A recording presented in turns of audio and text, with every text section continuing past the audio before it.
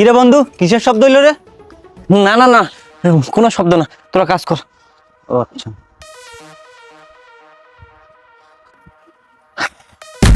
এটা তো মনে হয় স্বর্ণের মূর্তি।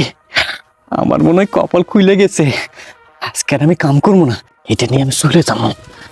বন্ধু, আজকে আমি আর কাম করবো না, আমি চলে যাবো। আমার শরীরে না খুব খারাপ লাগতেছে, তোরা কাজ কর। এবার তুই এখন যাইস কই? কাম করবি না? কি হয়েছে তোর? জ্বর হয়েছে দেখি? আরে স্যার, না শরীর এই! কি আছে? এই কি সমস্যা রে তোকে?